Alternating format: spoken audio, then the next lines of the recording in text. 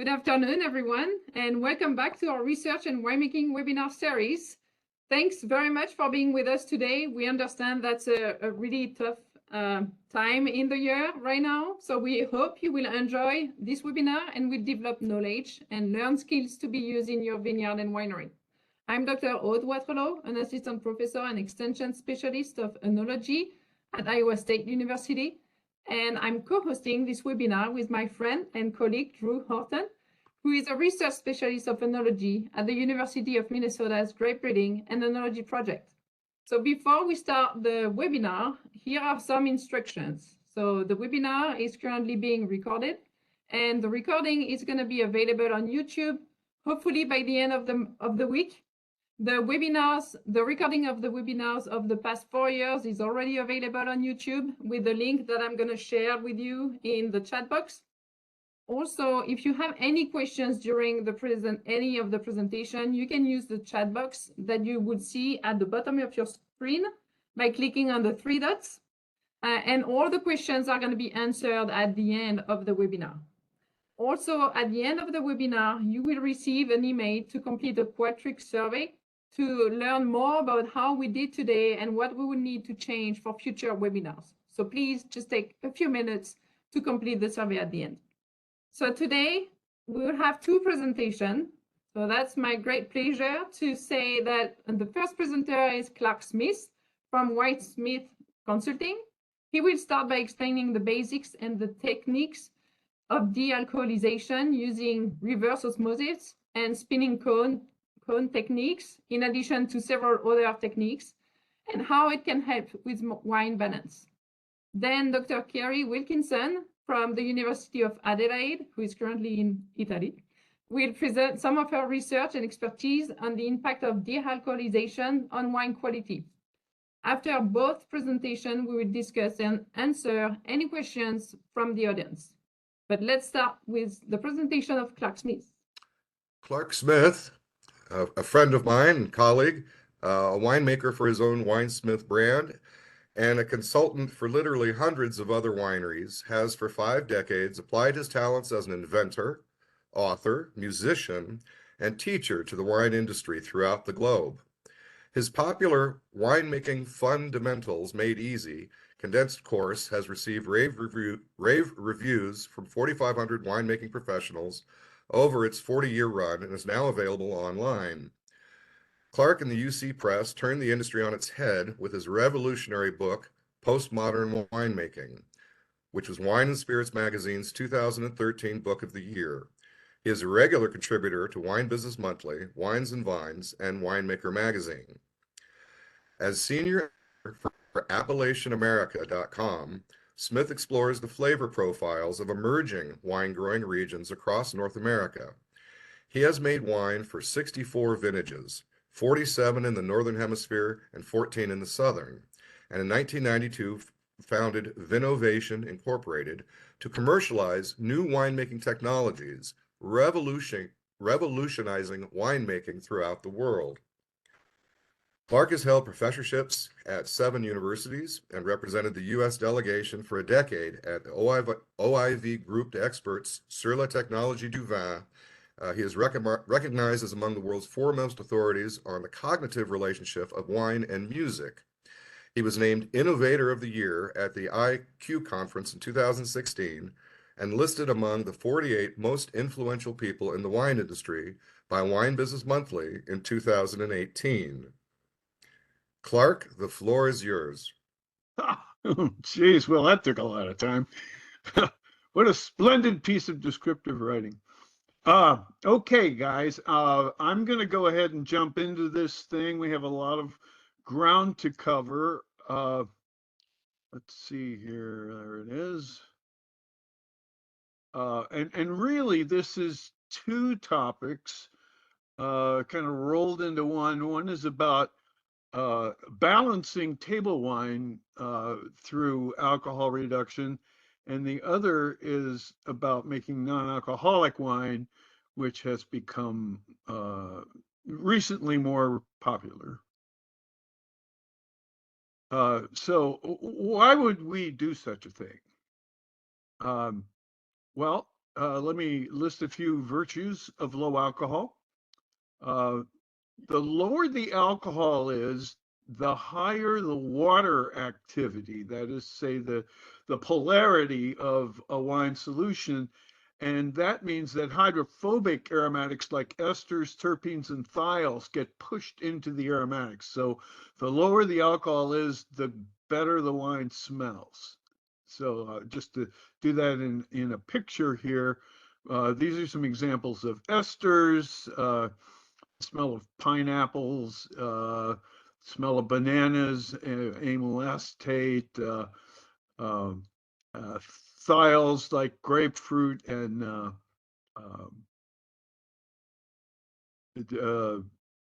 gooseberry, terpenes like jasmine and violets, and isoprenoids like apples and African violet. All of these are apolar, and in a light wine, they get pushed up into the aroma. So this is why German wines at 18%, or excuse me, at 8% alcohol are much more aromatic than, say, California Rieslings at 14% alcohol. Now, secondly, in red wines, the high water activity stabilizes the copigmentation colloids that are essential for the extraction of anthocyanins and flavors from skins. So here's what I mean by that. This is a depiction of a copigmentation colloid. Roger Bolton's paper proved that anthocyanins and cofactors need to be present in a 50-50 ratio. The cofactors have to be monomers. So that means if you think you're stabilizing your color with tannins from a bag, that just doesn't work. They have to be short monomeric. And the water activity is what pushes them together. I like to think of these as like the cowboys that are herding all of these all these molecules into a corral. And the higher the water activity is, the better it works. Whereas at higher alcohol, like let's say 16%, the low water activity actually destabilizes the colloids and you get practically no color extraction whatsoever. So believe it or not, when you dilute must, and I'm just talking about adding water to bring a Brix down from, let's say, 26, 27, 28, if you dilute that down so that the final alcohol is less than 14, it actually makes for a denser wine with more color and flavor. Aromatic integration of ring compounds. This is where the wine has a structure, and what we're talking about is integrating phenolics such as oak compounds, pyrazines, which are the bell pepper aroma, and microbial constituents, for example, from Brettanomyces. So what that looks like, here we have a big red wine, and it's got phenolics like these in the aroma: chocolate, coffee, shoe polish, and 4-ethylphenol, which is that horse sweat smell.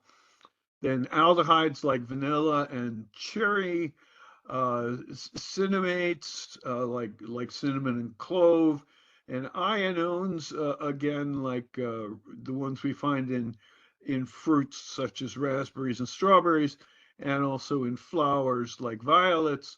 All of these and pyrazines. So here I'm showing bell pepper and English pea, which are a couple of different pyrazines. So in this case, we really want the varietal fruit to show through, and then all of these beryl and pyrazine and microbial elements, we want to have them pulled down into a structure. And so we're trying to create wine not as a chemical solution like the light white, but instead intercalate them into tannin pigment oligomers, the structure, the macromolecular structure of the wine, and the better that works, then the more integrated the aroma and the more soulful and potentially expensive the wine can be. And then finally, alcohol itself masks the aromas. And so the less of it we have, the more we'll be able to smell the varietal characteristics. Now, here's something weird that I came across when we were doing alcohol adjustments at Vinovation. We did over 50,000 wines over the course of the 17 years I was there. Now, if we talk about the alcohol in a wine and we compare that with consumer preference, then in France, we don't have enough alcohol. And so Anton Chaptal, who was the Minister of Agriculture for Napoleon, he said, well, we need more alcohol in our wines. So what we need to do is get everybody to grow beet sugar, and we'll throw that into the wines, and then we'll get more alcohol and they'll taste better. In California, our air is too dry, and so we end up making these wines that don't have very many aromatics and not very good structure, and so they have low consumer preference as well. But what we find is that if we can get that alcohol somewhere in the 13s, that we tend to have a better alcohol balance. Now, in high school, they've always told us that everything behaves according to a normal curve. And so here's a Gaussian distribution we could put through that. And that's what people assume. That's when you're chaptalizing in France. Of course, you have no way of determining exactly what your wine is going to balance like. And so this is the underlying assumption of winemaking in France. But it's not true. We've done thousands and thousands of these, and we've never seen a bell curve. What we always see is radio stations. So I'll show you, and here's an example of a wine that we made in 1999 at Fresno State. It was a Syrah that I had been threatening to run over Ken Fugelsang's refractometer with my car. I said, you know, you can't determine ripeness with bricks. You have to taste the fruit. So he called me up, and this is in February 7th, or September 17th of 1999. And he said, well, we did what you said. We picked the fruit when we thought it was just perfect, and it's 31 bricks. And we somehow, by the grace of God, got it dry at 18% alcohol, and it doesn't taste very good. So what we did is we took a piece of it, about 25%, and we dealcoholized it to 10.1%, and then back blended in 0.1% increments and put it in front of 22 judges over the range of 12.5, 12.6, 12.7, 12.8, all the way up to 15.5. So they had 31 wines to look at, and we just asked them to vote their preferences. And this is what we got. So here you see, this is not a bell curve. These are radio stations. You'll notice that at 15.0, we got 7 votes, but we got no votes at 15.1 and no votes at 14.9. Now, these high alcohol wines tend to be hot and bitter, and the low alcohol wines tend to be thin and salty, but it's fractal, which means we see the same thing in small that we see in big. So this 14.9 was thin and salty, and the 15.1 was hot and bitter. And we've seen that many, many times.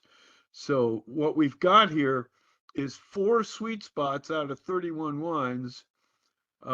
We entered this wine, 14.35, in the high price category of the Orange County Fair and got silver medal. And this one 1375 got a gold at the Orange County Fair, but when you blend them together, the wine is undrinkable. And we've seen this sweet spot behavior many, many times.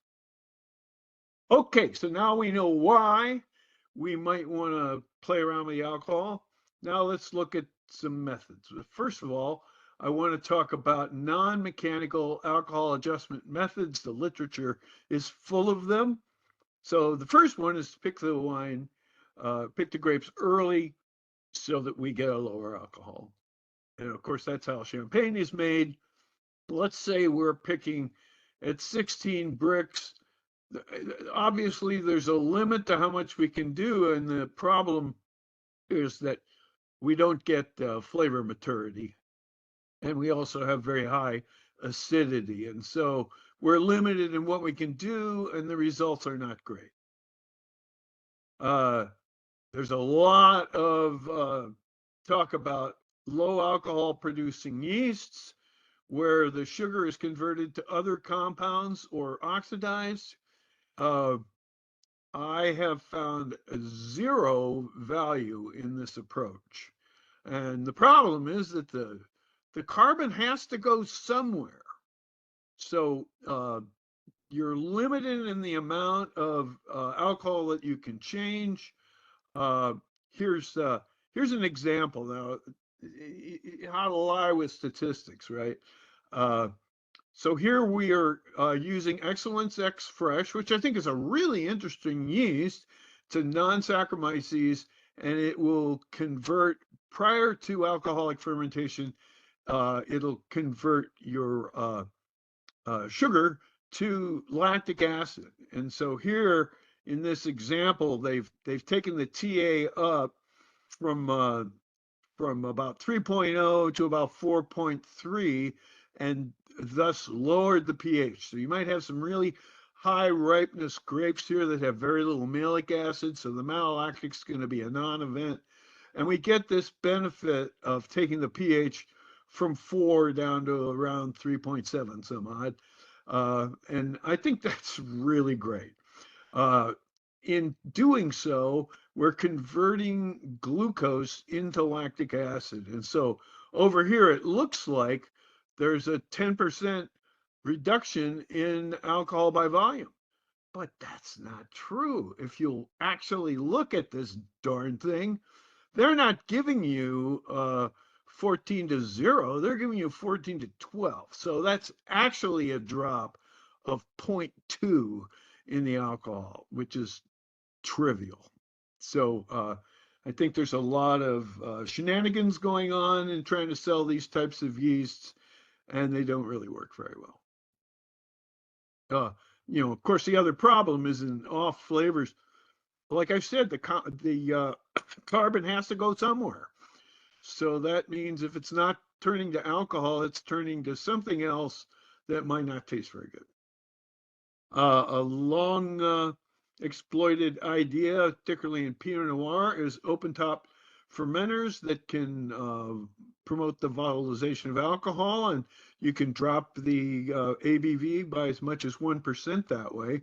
But of course, the problem is that you're blowing off your aromatics as well, and you're also risking fruit flies and other insect contamination, VA, and so forth. Caves are a really cool way to lower alcohol because in a cave, the high humidity decreases the volatilization of water and promotes the preferential alcohol loss through the barrel stave. And that can drop your alcohol as much as 0.5 ABV per year. So if you keep a wine like I do for 3 or 4 years, you can get a substantial alcohol reduction. You are limited by the relative humidity shouldn't go above 80% because then you get mildew. But it's a pretty cool way to do it. In California, generally our cellars are very dry, and instead of alcohol lowering, we get alcohol increases and also much higher volume losses. Okay, so now let's look at the direct approach here using various mechanical alcohol adjustment methods. So the one that is perhaps the most popular is the spinning cone. Spinning cone is a high surface area, one plate still. It was originally invented by the Nazis uh, in order to separate out heavy water for their atomic bomb. And if you've ever watched the movie The Heroes of Telemark up in Norway, what the British commandos were blowing up was a couple of spinning cones up in Norway making atomic bombs. But the Australians got a hold of this, and they've done wonderful things with fruit juices. And in California, it's become quite the thing to lower alcohol. You're kind of limited to about 4% ABV, so that means if you wanted to lower your entire wine from, let us say, 14.5 to 13.5, then you would do 10% of the wine and then recombine it back at the winery. And the reason I put it that way is you can't move a spinning cone. It has to be stationary. It's about $1 million worth of equipment, and when you move it, it breaks. The other disadvantage of the spinning cone is you're taking out the alcohol at 110 proof, and that means you're taking out a lot of water, and then you have to take all the alcohol out of the reduction. And so what it works out to is about a 2.1% loss per percent ABV. So if you're going from 14 to 4, then you're going to see a 21% loss in volume, which can be a lot of money. But on the other hand, you're getting flavor concentration, and maybe that's a good thing. So here's what it looks like. We have a 15% alcohol wine. The first thing we're going to do is strip out the aromas. So they have this, they run through pretty fast through the cone, and the essence is removed about 1.5% of the volume. This has all of those esters and cinnamic acid derivatives, terpenes and thiols. And we put that to one side. And then we run it through again. So now this is the de-flavored wine containing alcohol. And we go through more slowly, and we pull out ethanol at about 55 or 60%. And so we get a volume reduction that way. So now we have the dealcoholized wine at 4%, and we can recombine the essence, and now we have reflavored dealcoholized wine. Okay, now here's the solution that I invented and patented in 1995, but anybody can do it now because the patent is expired. And you basically are going to distill RO permeate in a packed column. So it's an inexpensive kind of still that can't handle solids, but RO permeate doesn't have any solids, and so that's why it works. You have got to have a DSP, and then you have to have an energy source for your still, which could either be steam or lots of electricity. You can take the ABV down as low as you want to. And here, because you're taking out 180 proof instead of 110 proof, the losses per percent ABV are about 1.3%. So what the heck is reverse osmosis? Well, it's defined in the CDC as the liquid phase pressure-driven separation process in which applied transmembrane pressure causes selective movement of solvent against its osmotic pressure difference. Or, I just like to say it's a flavor-proof membrane. So basically, if you take an inky black Cabernet and you run it across an RO membrane, what comes through into the permeate looks like water. So here's all the colloids and all the flavor elements are running across the membrane and then permeating through the membrane is just water, alcohol, and acetic acid, and that's about it.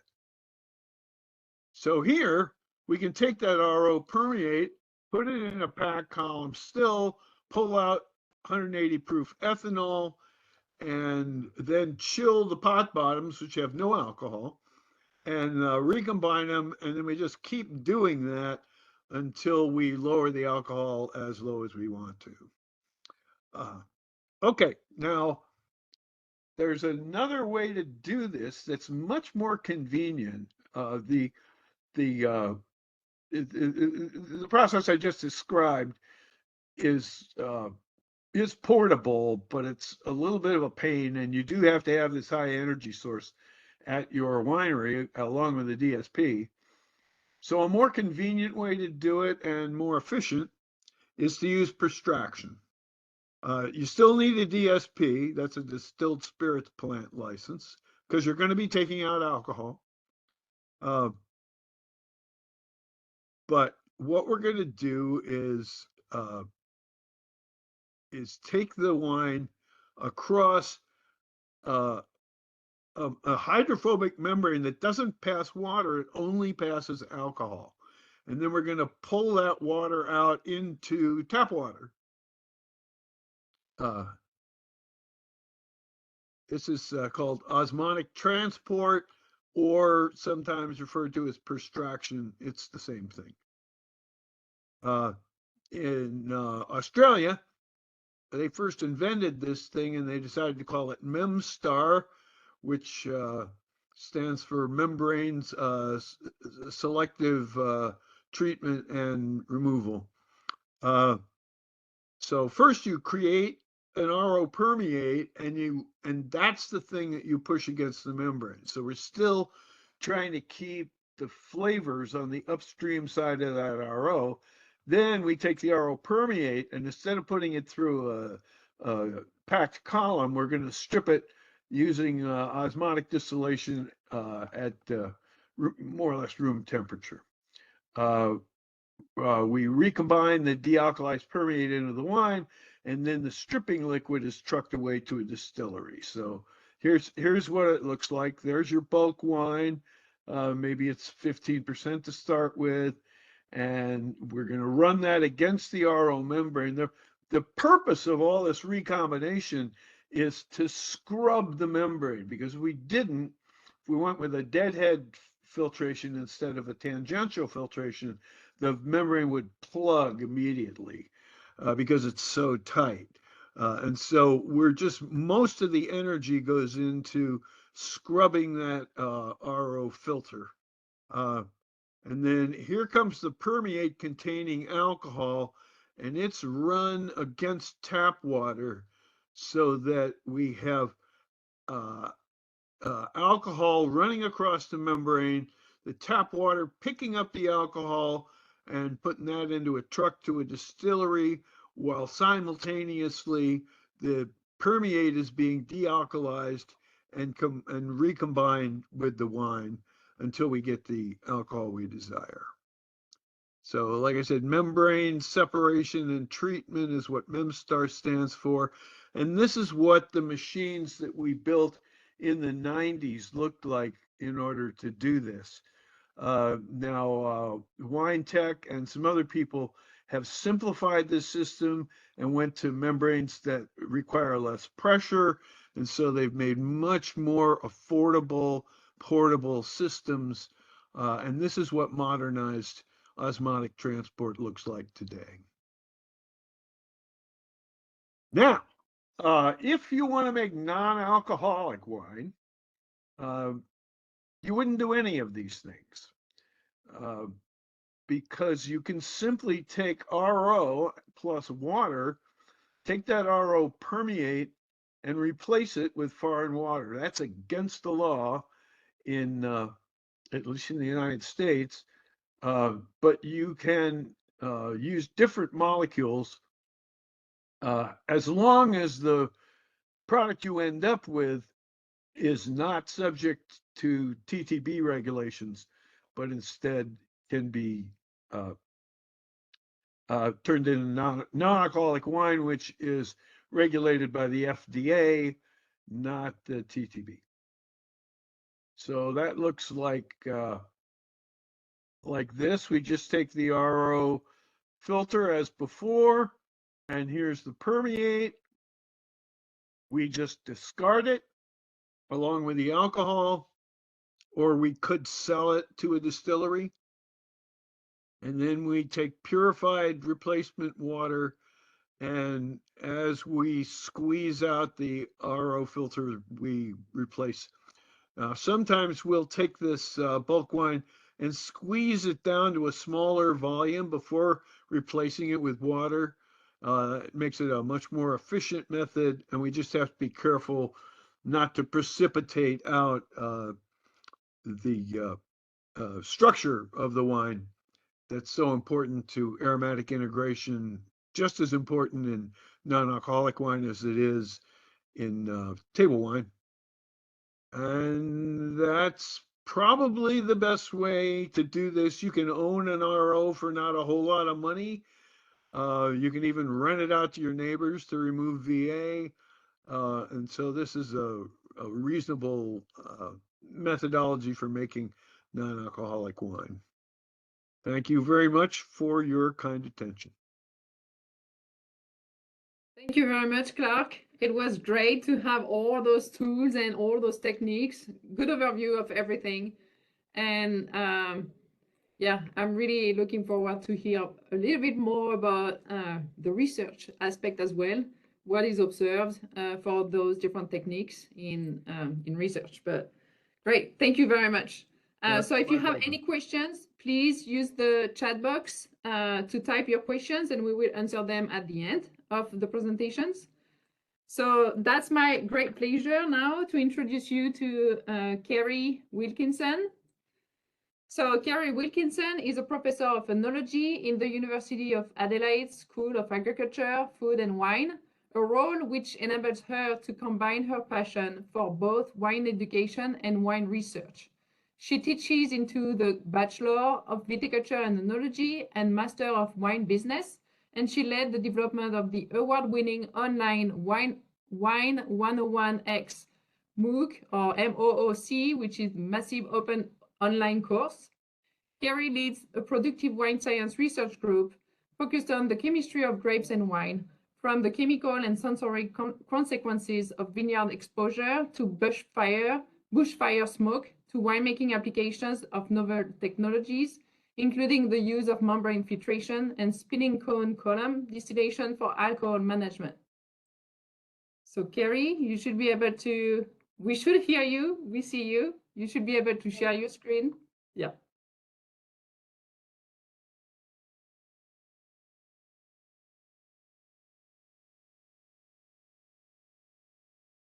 Perfect. Looking. The floor is yours. Okay. Great. So thank you for having me, and I'm pleased to talk a little bit about some of the research that we've been doing looking at management of alcohol content. So a number of years ago, we were fortunate to gain some federal funding to establish what became known as the ARC Training Centre for Innovative Production.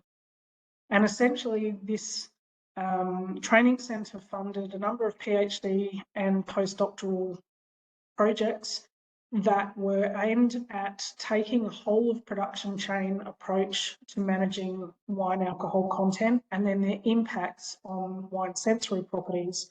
So there were some projects that were based in the vineyard, looking at managing sugar levels, or sequential harvest, so partial harvest early when sugar levels were lower, and then at what we would consider commercial maturity in order to achieve a lower overall alcohol content.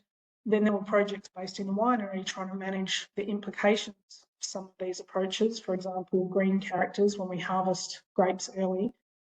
And then some post-fermentation projects, such as the ones that I was involved in, looking at dealcoholization of wine, all the way through to the consumer to understand what it is consumers are looking for. So I'm not going to try and present across all of these projects today. I'm going to focus in on the projects that I was involved in, looking at dealcoholization.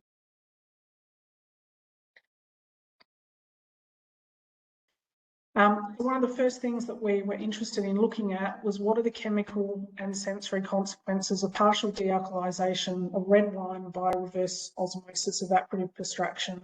And so Clark's given a really nice introduction to this. As you can see, we've got a schematic here of what's going on. And what we wanted to look at is how are the different components that are in our red wine, how are they being partitioned as a consequence of the reverse osmosis and evaporative extraction processes. So we treated a number of wines with this system, and we collected the wine as it was coming in, so either in the initial tank or coming into the reverse osmosis system. We collected the retentate that was generated from reverse osmosis, as well as the permeate, both before and after the evaporative extraction process, which, as was explained, removes the ethanol based on that differential concentration of ethanol, so high levels on the permeate side. We would see the ethanol migrating through that extractive membrane into the strip water, which normally would start with no alcohol. And then we'd look at the permeate concentration afterwards. And then once we've reblended the permeate post-evaporative extraction with the retentate, we can look at the wine coming out of this system. So we wanted to understand what was moving where, essentially. Now, in these experiments, we're working with an industry partner who is typically treating commercial quantities, but somewhere in the order of 20 to 30,000 litres at a time. And they were essentially dictating what the endpoint was. We were using, in this instance, a molecular weight cutoff membrane of somewhere between 220 and 270 atomic mass units. So firstly, if we have a look at the alcohol data from one of the red wines that we treated, we can see that overall, after processing our wine for an hour and a half, we had achieved a 2.6% decrease in the alcohol content, so from 15.2 down to 12.6. And we can see that we're effectively removing the ethanol. It's carrying through into the permeate, and then we can see that it's being stripped out, so the strip water containing nearly 9% ethanol. We can see a significant reduction as a consequence of that evaporative extraction, and then that's what's achieving the overall reduction. And so as typically our industry partner would be processing these wines, removing a few percent in order to, so not to create an alcohol-free wine, but essentially to take the edge off wines that were considered to have excessive levels of alcohol. So then if we have a look at some of the other wine constituents, we can see overall sort of minimal impacts on glycerol as a measure of wine viscosity. So we do see partial concentration of glycerol in the retentate. We see some carried through into the permeate, but no real reduction as a consequence of evaporative extraction, and we didn't see any glycerol in that strip water. Only a small difference between the wine in and out of the system. When we have a look at our organic acids and pH and titratable acidity, we do see some slight differences, so meaningful impact on pH. In the case of titratable acidity, we do see a slight increase, We've seen not only with reverse osmosis membranes, but also with nanofiltration and ultrafiltration membranes, even though we might expect that the organic acids are relatively small and they should pass through some of these membranes, we actually see a slight concentration effect in the retentate. So we see that increase, but we do also see some organic acids in the permeate, but almost none being taken out from the strip water. No impact on VA, and then again, succinic acid and lactic acid that we happen to directly measure, we see the same trend as TA. So some concentration in the retentate, but no removal in the strip water. And then again, as was explained with colour, part of the beauty of using a reverse osmosis membrane is that we don't see any passage of anthocyanins or pigment polymers into the permeate. So they're completely protected from this process. We see a slight concentration in colour in the retentate, enough that it makes a visible difference to the retentate, but nothing detected in the permeate or the strip water, and only a small increase in some of the colour measurements in the finished wine, so before and afterwards, and again, this time not discernible to the human eye.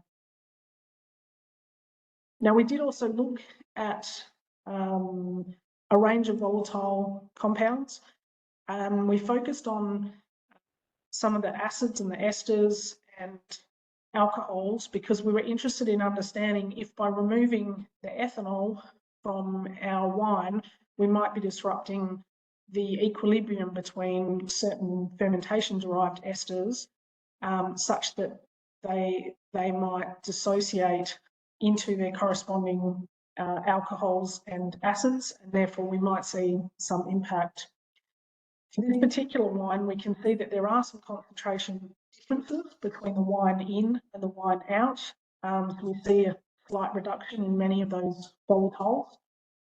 And we can see that there are volatiles certainly in the retentate, but also in the permeate pre-evaporative distraction.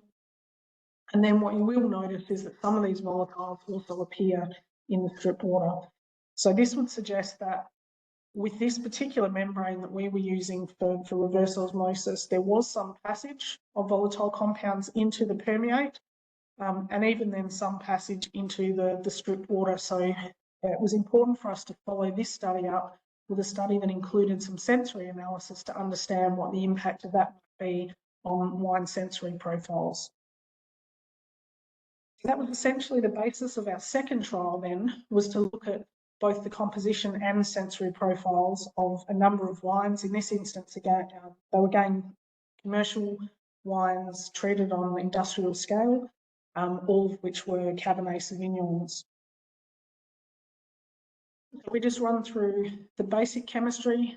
Again, we can see quite varied differences in alcohol reduction for these wines. So from 1.3% for wine D, all the way up to 2.5% for wine A.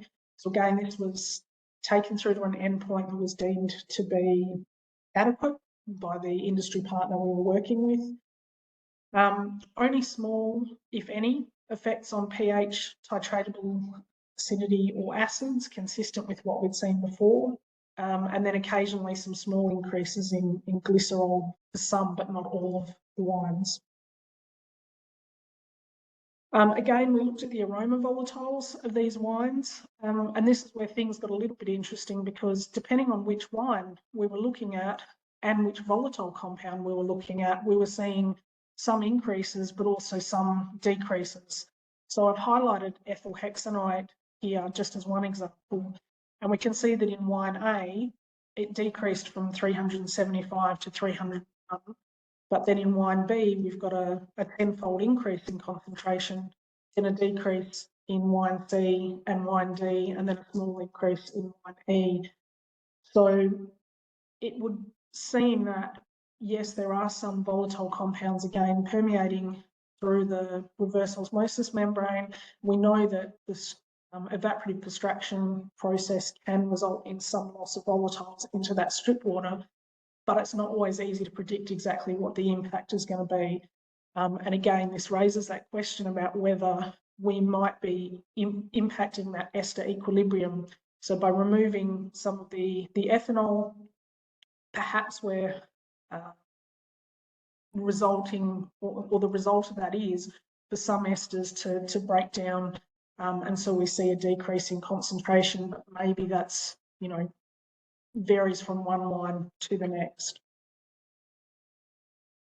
We wanted to have a look then at the wine sensory profiles, particularly to see what the impact is on fruit expression, overall aroma and flavour properties, in addition to, you know, some of the taste and mouthfeel properties. So we compared the sensory attributes of wines before and after reverse osmosis and evaporative distraction. And then out of curiosity, we actually included a blend, a 50-50 blend of each of these as well. And these are essentially the spider plots that we generated through this process. What you'll see is they're actually fairly similar between, you know, within each of these wines. And there were actually few statistically significant differences from one wine to the other. And so that was promising because it was suggesting to us that even though we might have been seeing some losses of certain aroma compounds, it didn't appear to be having, you know, really significant impacts on the overall wine sensory properties. When we have a look at what did change, we were seeing generally a decrease in the perception of things like astringency, bitterness, body, acidity, and hotness. So in terms of achieving that, you know, that moderation of things like astringency and hotness and bitterness, that's what our industry partner was trying to achieve. The acidity is was a little bit of a surprise to us because we probably would have expected that to increase, if anything, with the concentration of some of those organic acids. But in most instances where we saw a difference, it appeared to decrease slightly. But again, what was promising is that we didn't see a whole lot of fruit intensity being lost as a consequence of the partial dealcoholization. So there were some decreases in intensity of things like dark fruit characters or dried fruit characters, and for some wines, confection type characters. But these still appeared to be relatively small, and again, it depended on the wine. So we didn't see that consistently across dealcoholization of all of our wines. So in terms of quality, we'd probably suggest that if anything, wine quality was being conserved. Certainly we weren't losing a lot of the fruit expression, but actually we'd probably argue that it's being enhanced because we're moderating some of those bitter characters, the hotness, and the astringency. And so these may be characters that, you know, consumers may not find appealing. So therefore we're hopefully making these wines more appealing to consumers by reducing the intensity of those attributes. Now, we heard a little bit about the alcohol sweet spot before, and so I thought, because we did do some work on this, I'd include some of our results. And again, our industry partners were absolutely of the opinion that these alcohol sweet spots exist. And this is an example of a Chardonnay data that was generated nearly 20 years ago. And the idea was that when the higher alcohol version of this Chardonnay was blended with its dealcoholized version at different increments and then tasted by a winemaking panel, that we can see specific alcohol contents at which the overall sensory properties are considered to be optimal. So somewhere around 12.7 and 12.9, and then potentially another sweet spot around 13.5% alcohol content as well. But this is kind of a little bit in contrast to the scientific evidence. So we're still trying to chase evidence that confirms the existence of this sweet spot, and it's remained elusive. And part of that is probably around the sensory methodology that's being used. So our industry partner explained their approach to us, and essentially what they were doing was dealcoholizing their wine and then blending back, as Clark explained before. And then their winemaking panel would taste the wine in this ordered assembly from right to left and then back to right. And they would identify which they considered to be their preferred sample or the best sample from a sensory perspective. And the issue that we had with this as scientists is that it doesn't adhere to the usual sensory science protocols that we would want to implement, primarily being randomization of samples to try to avoid a bias. So we considered that a winemaking panel would be able to differentiate which was the low alcohol and which was the high alcohol version. So knowing that they were being presented in order, they're likely to steer clear of the endpoint. And so there is going to be more of a bias towards some samples somewhere in the middle. And then also a blind presentation. So we can clearly see here that there are colour differences across some of these wines, and that might also invoke visual cues that influence the decisions. A scientific approach, in contrast, would require presentation in a randomised order, and ideally, if practical, we try and account for the wine colour differences. So it may be that we do the assessment under light, so red lighting, or that we might use black coloured glasses, so just to eliminate the visual cues. For this, we decided that we had to kind of compromise, and so the methodology that we came up with was to compare both an ordered presentation, so where we have the samples in an ascending alcohol content order, or randomised. So, you know, the samples were mixed up by alcohol content. And then we also retained this linear or this row of samples that industry were using, but we also introduced a circular presentation order and decided that, you know, we could still potentially have the samples in ascending or descending order, but we could instruct the panelists to taste any of the wines first and then move in a clockwise direction. And then even though, you know, it might be in that that ordered version, to see whether that would have any influence and try and, you know, provide a little bit more scientific robustness towards the approach. So to achieve this trial, we took 2 commercial red wines and we partially dealcoholized them again using reverse osmosis. So a decrease of 1.6% alcohol for wine A and 1.8 for wine B. And I've included the other data, but the story is much the same as the previous examples given, so I won't go through that here. And then what we did was to blend each of the wines with its corresponding reduced alcohol wine, so that we obtain samples of the 0.2% alcohol by volume difference. So as shown here, 16, 15.8, 15.6, and so on, down to 14.8, 14.6, and 14.4. And our industry panel our industry partner assembled their winemaking team as our expert panel.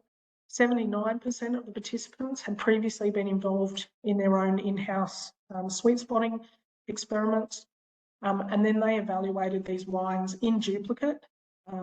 So 2 sessions for each of the presentation formats, used the linear ordered, linear randomised, circular ordered, and circular randomised approaches. Again, with wine A and its corresponding set, we instructed panelists to identify their top 1 or 2 preferred samples, so what they thought had the most superior overall sensory properties. In the case of wine B and its corresponding samples, we limited the panel to choosing only 1 preferred wine. And these are the results. And so you can see that there's distribution of preferences pretty well right the way across the samples that were presented.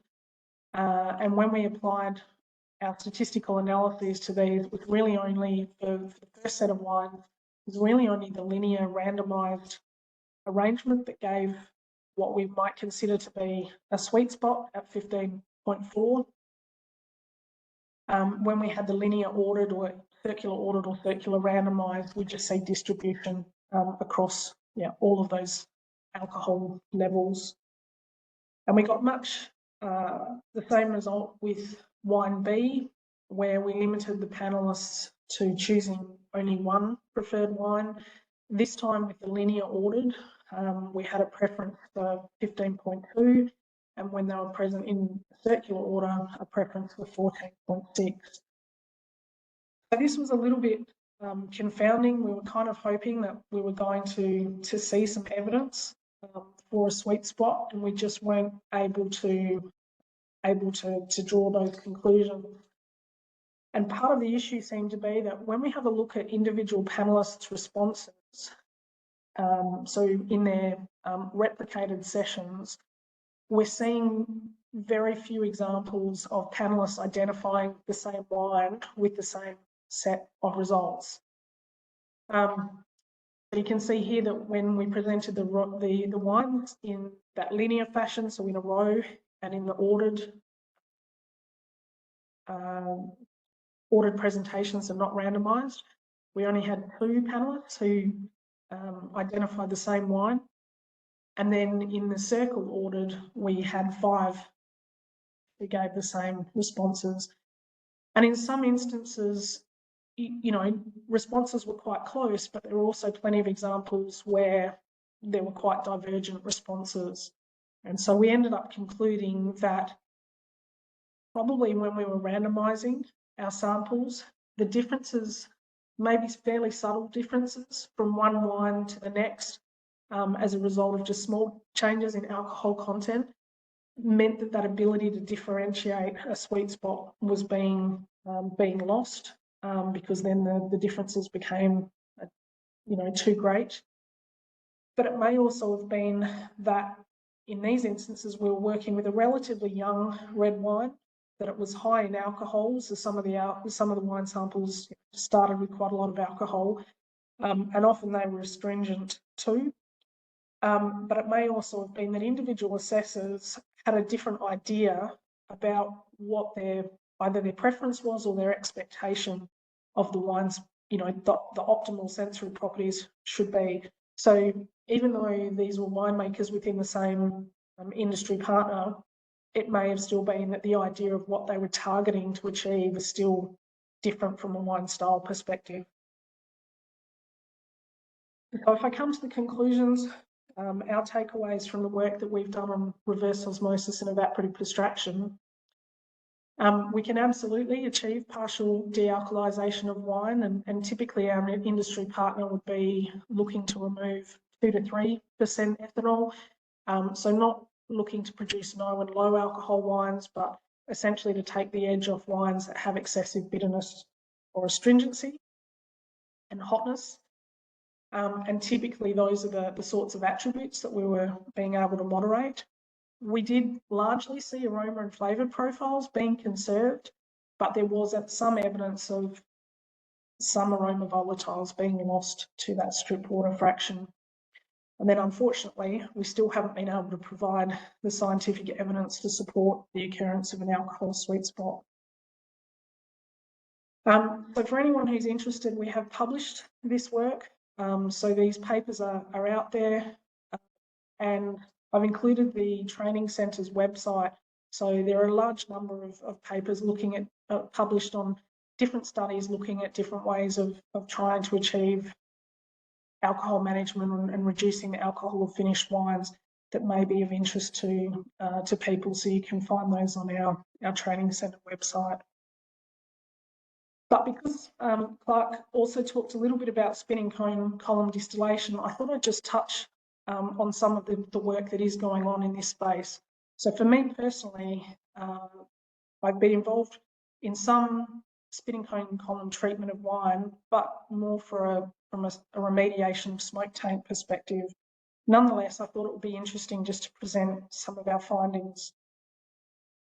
So we started with a Shiraz Sangiovese wine that we knew was smoke tainted, came from grapes that had been exposed to smoke for an extended period of time during the 2020 Australian bushfires. And that's its smoke taint compounds, marker compounds, Interestingly, from a sensory perspective, this wasn't one of the most heavily tainted wines that I'd seen. It actually still retained quite a lot of fruit expression. Nonetheless, this was the wine that we had sufficient volumes of to treat. And so we worked with our industry partner to put this through a commercial scale spinning cone column distillation unit. And we were able to collect the condensate that came from the top of the column and the corresponding stripped wine at the bottom of the column, following 1%, 14% and 28% stripping. So this is the basic chemistry data that we obtained for our wine. So you can see that as it's being stripped, so for every 1,000 litres that we're processing, a 1% strip, we're removing 10% of the volume, 14% would be 140 litres coming out, and then 280 litres for our 28% strip. But you can see that we're progressively removing the ethanol such that we're under 0.5% in our final stripped wine, which would meet the Australian standard to be classified as a no alcohol wine. No real impact on pH, but if we look at titratable acidity, we can see that the organic acids are being concentrated along with the anthocyanins and pigments. So we see colour being concentrated in the stripped wines as well, and then also phenolic compounds. So not surprisingly, these constituents are not volatile, so we don't see them being carried over in the condensate, so they are concentrated as the stripped wine is being, that volume is being decreased relative to the initial volume of wine being treated. When we then had a look at the sensory profiles of our stripped wines, what we found is they became essentially progressively more acidic. So our starting wine is the green solid line.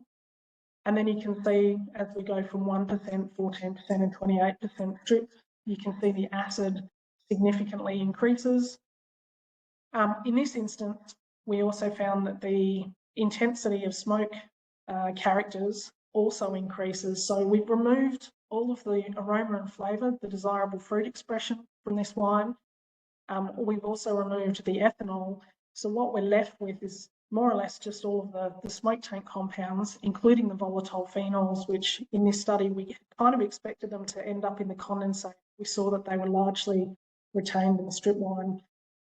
We also saw the mineral salts being concentrated, and so what we ended up with was a very sour, salty and more heavily tainted stripped wine than what we started with. So on its own, we know that spinning cone column distillation is not the solution for smoke taint. We actually applied this process to 2 different wines and saw the same thing, more fruit expression in our starting wine, and then as we progressively treated, they just became more acidic, more salty, and more heavily smoke tainted. But probably in fairness, we would never be looking to consume the stripped wine on its own. So in the production of a no or low alcohol wine, that stripped wine is going to be blended back with the condensate that contains the aroma volatiles, and the component that has the ethanol will be discarded or used for something else like distillation, as was mentioned before. So we've gone back and revisited this work from a smoke taint perspective to say, what if we now treat the stripped wine with something like activated carbon and then recombine our wine? But that gives you a feel for what can be achieved with spinning cone column distillation in terms of alcohol removal. Now, the week before I came over to Italy, I attended a local conference in Adelaide, and a colleague of mine from the University of Queensland had a PhD student talking about some of their work, looking at the sensory profiles of no and low alcohol wines. So I thought it would be interesting to include a little bit of this. And so the wines that are presented in this part of the study are wines that have been dealcoholized using spinning cone column distillation.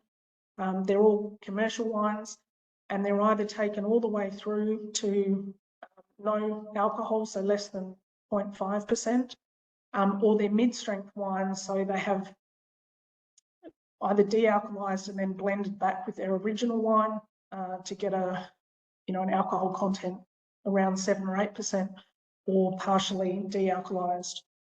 So in this case, the intention was spinning cone column distillation for the production of Nolo wines. So the PhD student, Huan Li, was kind enough to share her slides with me so that I could in turn share them with you. So this is work not from the University of Adelaide, but from the University of Queensland.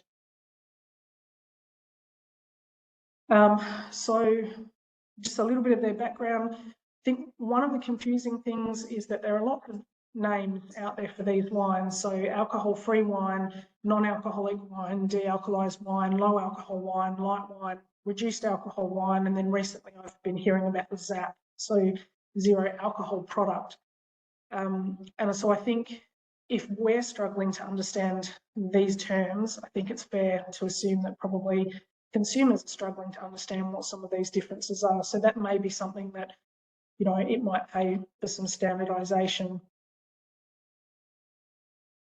But for most people who've tasted no and low alcohol wines, if you have an expectation that that a Nolo wine is going to give you a wine-like experience, you're likely to be disappointed, because that removal of the ethanol makes it really difficult to replicate the taste and the mouthfeel and the complexity that we expect from a traditional wine, because a lot of that contribution in mouthfeel and texture comes from the alcohol itself. And I guess the brewing industry are probably lucky in some ways, because they've been able to replicate, you know, no alcohol beer is not that far off full alcohol beer. And so consumers are much more accepting of no alcohol, you know, no and low alcohol beers than what we're seeing in the wine industry. So the aim of this particular project from the University of Queensland was to try and look at the sensory gaps between the commercial offerings of no and low alcohol wines, mid-strength wines, and full alcohol wines. What they did was to source 24 commercial wines.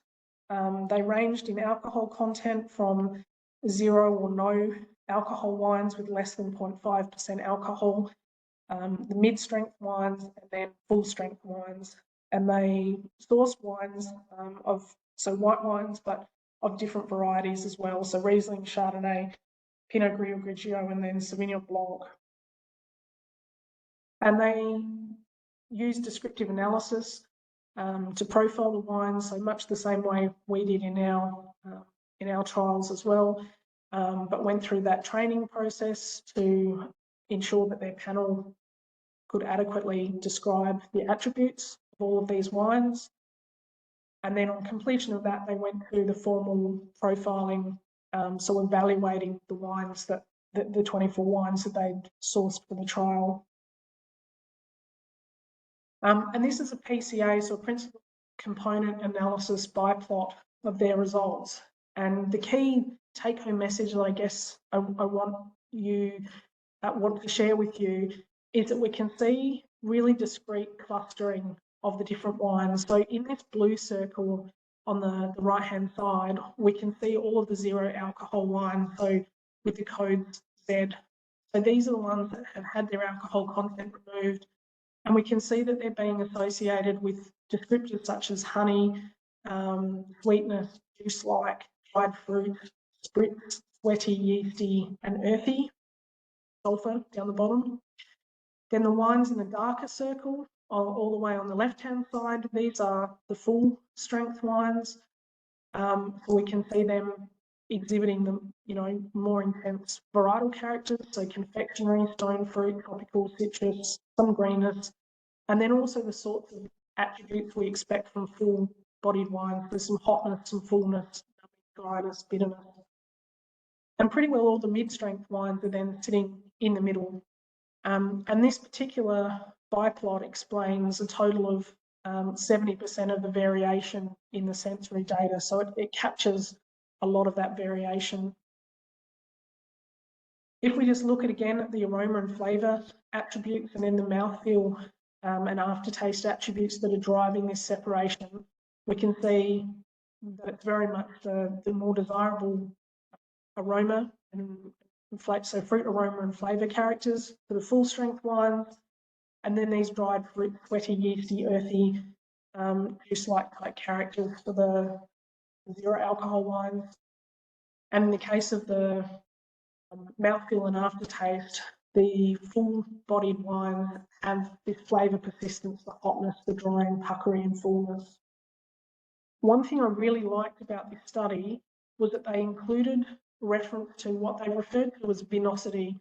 So overall, how much the sensory characteristics of the different samples represent wine. So the expectations of what do you expect a wine to be. And using this vinosity scale, you can see that the Nolo wines always had these lower scores, so statistically significantly lower scores for vinosity. So that really highlights this shortcoming of the dealcoholization process, that we're generating wines that don't yet look like real wines. And maybe that's okay, because maybe consumers who want to drink no and low alcohol wines have a different expectation of what a no alcohol wine should be. But maybe for those of us who have an expectation that a Nolo wine might resemble a wine, we're going to be disappointed because it's not going to live up to our expectations. So they've done some other nice work and looked at the descriptors that are correlating with vinosity, both positively and negatively, which very much were driven by the data that I presented before. So their conclusions were that there are significant differences between zero, mid and full strength alcohol content wines in terms of many of those key sensory attributes. So it highlights these sensory gaps between Nolo and traditional wine. And this really sets the scene for future research. So looking at what can we do in the production of wines that are destined to be no and low alcohol wines to try and really enhance the aroma characters, so either to increase the intensity of desirable attributes or to moderate and control some of the attributes that are less desirable. And that may take the form of a microbiological approach. So looking at using different yeast to try and manipulate aroma and flavour. And the other gap is really around this mouthfeel piece. So when we remove the ethanol from wine, it lacks a lot of the fullness and the mouthfeel qualities that we expect in wine. So a lot of the research that I think will be done in the future will also be looking at what additives might be able to be used to try to mitigate this impact on mouthfeel. So this is some of the future work that the University of Queensland are looking to do. The University of Adelaide has commenced a new no and low alcohol wine or lifestyle wines project this year.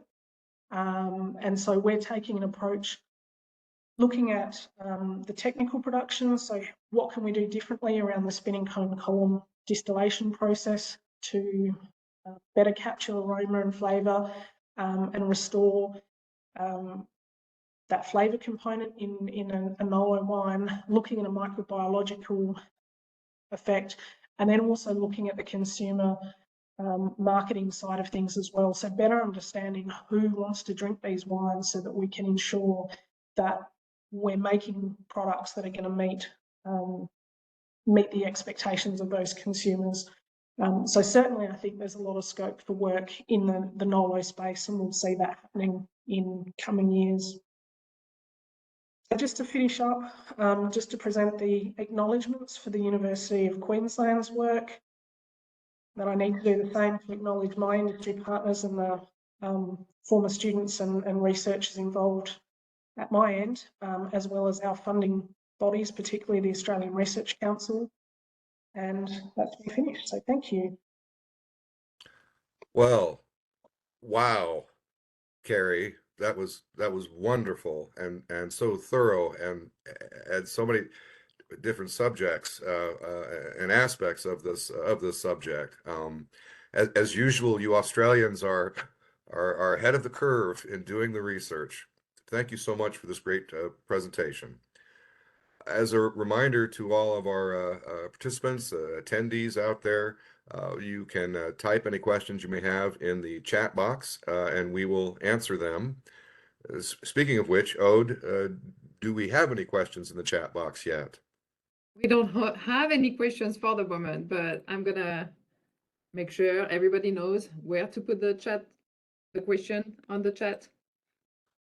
Otherwise, if you want to ask a question, you can request to unmute. And I think we should be able to unmute yourself. I took a few notes. If you don't mind, I can make just a few comments or ask a question.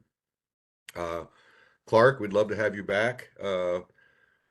I was fascinated by what Clark had to say about water, of all things, especially in California. But I think there's a lesson also for the Midwest, certainly for Minnesota. I wasn't aware of the influence of water on color and on the retention or the promotion of the aromatics. This is very handy information in Minnesota, where we often, with our northern cold climate grapes, we can get very easily very high Brix, but low pH and very high acidity. And so besides all those other beneficial effects for color and aromatics in slightly lower alcohol wines is, of course, it will lower the acidity a little bit, and it might raise the pH a little bit. And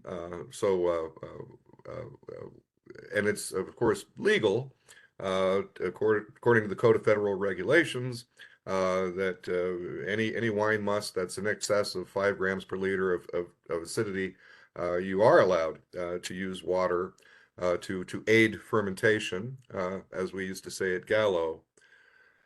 Clark, can we hear you there? Yeah. Okay, good. Excellent. I just want to make sure your mic was working. I spend all crush trying to talk winemakers out of their silly theories that they've never tested about alcohol as a solvent that will extract more color. It's just very foolish. My battle cry is more wine, better wine. I'm a big amelioration fan, particularly in your areas where you're not only lowering the acidity, but you're also increasing the extraction of color. Of course, you still have to have tannin. So yes. That's your real problem, is you got lots of color, but you don't have anything to stabilize it. I could assure you we are working on it. I know you are. And I think tannin, stem teas are an interesting approach. I like to use well-cured, untoasted oak chips. The skins of aromatic whites, like amen, brother, for example, yep. are really good because those things are so delicious that they've evolved a lot of tannin to seal the wounds from bees and birds. So yeah. And I'm just going to say we're working on it, of course, in terms of winemaking, but we're also working on it in our grape breeding. We're refining our DNA informed breeding efforts to come up with reds that have. Of course, tannins are not exclusively a red wine issue, but we would certainly love to have some more red wines with increased tannins, along with good techniques for making more balanced wines. That's the other thing here in the Midwest. People like to get their bang for the buck, and so a 14 or 15% alcohol wine doesn't bother them at all.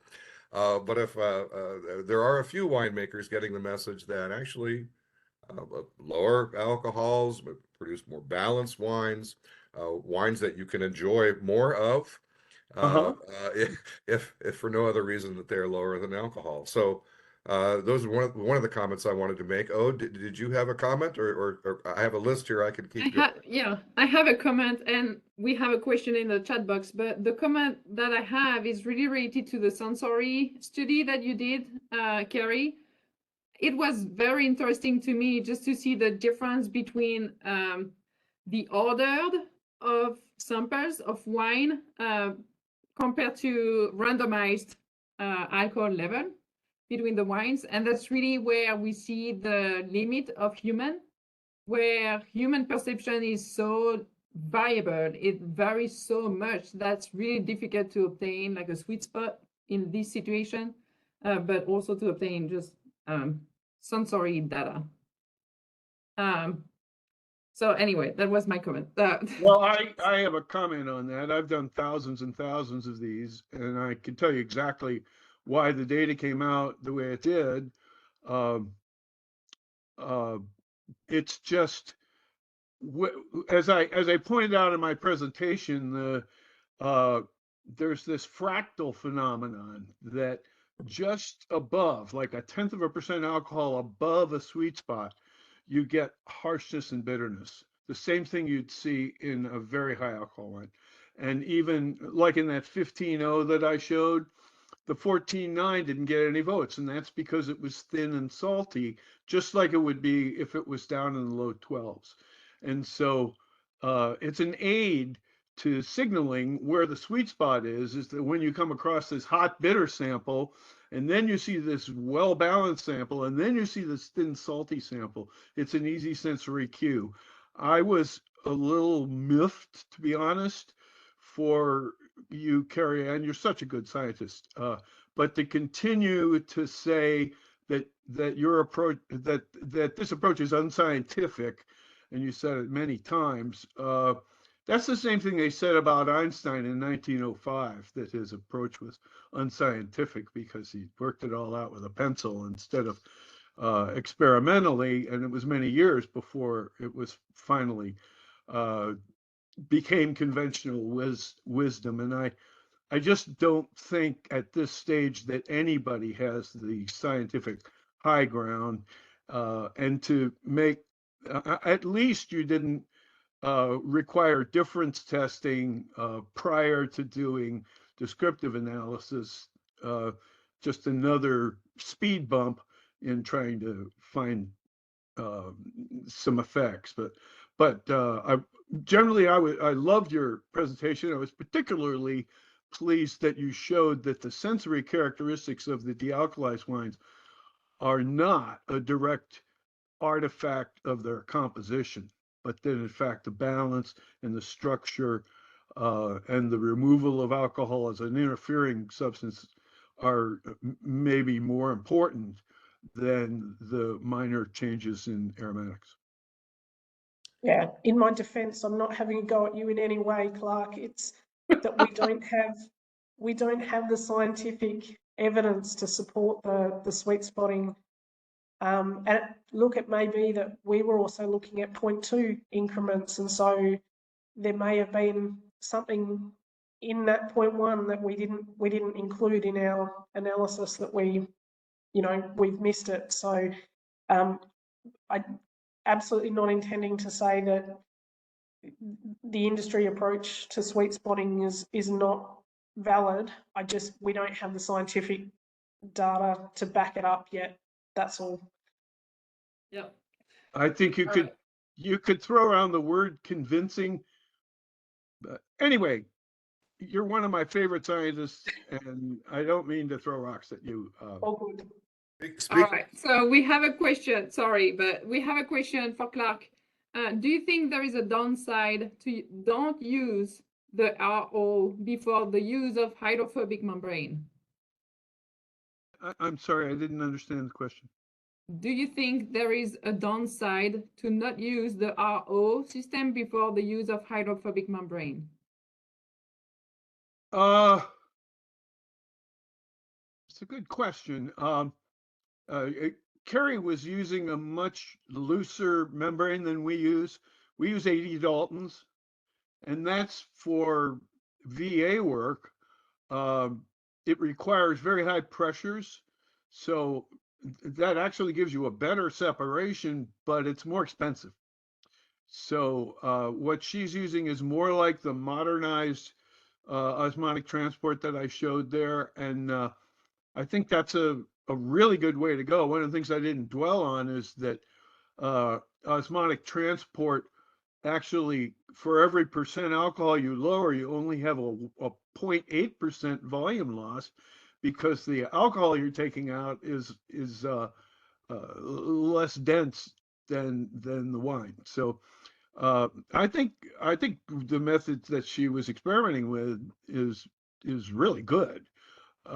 It's much easier to do, it's much cheaper to do, and it seems to be very effective. It is a little up for grabs whether, you know, what the porosity of the RO membrane should be. Yeah. Real quick, a quick answer if you can. Oh yeah, it's just like You me. you made one quick mention. Again, we have a lot of folks here in the Midwest that are very small, small scale, et Uh-huh. cetera. You mentioned that the cost of a simple RO system has come way down. Yeah. That's good news. Let's say you've got a winemaker who's making 1,000 cases a year, so 2,500, 10,000 liters, if you will. What can they get their own little RO system for? Are we talking 3,000 or 30,000 or 13? No, it'd be more like 30,000. I was always trying to talk Merle into picking one up for the state to use, because their average lot production is less than 3 tons. Sure.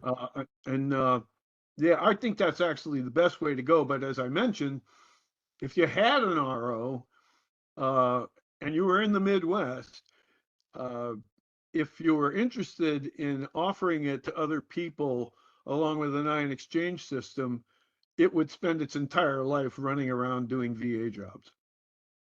You and I spent a day touring around So the we did. Midwest, and we still agree that yes, somebody with a little hard work and a trailer and a good truck could keep that thing on the road all year There round. were a couple of guys in Minnesota that sounded interested in doing. And they still are. Yeah. I know So, you know, somebody buys the equipment that's got a little bit of money, I'm sure it would pay itself back. Let me give you an example. We had a very wealthy Napa Cabernet producer that got some VA. And we were so backed up that it took us 4 months to get to processing his wine. So he came to me and he said, I want to buy my own RO. And at that time, they were $50,000 for a small one. And I said, you can buy this thing if you want to, and then you'll have it if you need it. But this is a pretty rare occurrence, and you'll probably never use it. And he said, that sounds great. So he said, the only thing is, I want you to store it for me. I don't want Robert Parker to come by the winery and see it. So we agreed to store it. Not only that, but that if we needed to use it for our overflow, that we would pay him $100 a day to rent that RO from him so that we could do other people's wines. We ended up paying him over $100,000 for that thing. Let me write this down. What was that again? That's a great story. We did. We used it for over 1,000 days. Oh, that's amazing. Yeah. We still have one question before we finish. So that question is about the research. Has any research been done about the sensory differences of different methods of producing non-alcoholic wines? So Kerry, do you know, or have you worked on differences between the techniques? And did you observe any significant or just different sensory characteristics between those wines compared to the spinning cone? Yeah, there were 1 or 2 projects within our training centre that did make comparisons between partial dealcoholization by reverse osmosis evaporative extraction versus, I think it was sequential harvesting or something that's been called green wine addition. So making a wine with unripe grapes and then using that as a blending component. We also had projects looking at addition of water. So I think that was a comparison was done between the green wine as a blending component versus just direct addition of water. And it was actually found you could just do water additions and achieve a lower alcohol wine content without compromising aroma and flavour intensity. Some of that work was published by a researcher by the name of Rocco Longo and then Olaf Shisleki. People are welcome to reach out to me via email and I can point them in the right direction, or they'll find it on our training centre website. Whether there were many more direct comparisons between the different methods, I'm not sure we did that, but I know one of Rocco's did compare reverse osmosis and the early harvest. All right. Thank you very much. We did quite a bit of comparisons against the mechanical methods. And what we found was when you look at the different blending components, like that 4% stuff, you could see a little difference. You could see a little more mouthfeel in the RO wines, a little more brightness in the aromas from the spinning cone. But when you got done with the blend, you couldn't tell the difference. I would like to say one thing about alcohol, about what we call vina con nada, and that is that we found it extremely easy to make sparkling wines and wines that are sweet and fruity. It was the profound Cabernets and Merlots that were very hard, and that's not necessarily what that market segment wants anyway. So I think if you pick the right targets, it's quite easy to make tasty non-alcoholic white Zinfandel or sparkling wine. I know we're about to wind up here. I want to thank you both, Kerry and Clark, for being here with us today. Of course, Kerry is in Italy. It's probably about what, 10:30, 11 o'clock at night. 11:30 maybe. 11:30. Well, I'm a cup half full kind of guy. And Clark, always good to have you. Ode and I will talk about trying to get you out here sometime to teach that wonderful one-day class again, hopefully in Minnesota and Iowa. We'll do it. We'll see what we can do. Ode, thank you for being my partner. Your closing comments? Yeah, thank you, Drew. Thank you again very much, Kerry and Clark, for your great presentation. And thanks everyone very much for your participation today. We know that's a really hard time of the year right now. So we hope this webinar was helpful and brought some new knowledge to you. Please send us an email if you have any questions, or if you have any specific need from Clark or Kerry, just email us and we're going to share that. And before closing the webinar, so I would like to remind you that we're going to have, you're going to receive an email with a survey to complete. So it's only going to take you 2 to 5 minutes to complete the survey, but that's really important for us just to improve the webinar series. Also, just stay tuned for the next webinar that's going to be on color management in rosé and orange wines in November 19. And the next one is going to be in December 10 about red wine color management. So we're going to talk about color a lot in the next webinars. But once again, thank you very much, everyone. Thank you to our great presenters and have a great season. Bye, everyone. Thank you.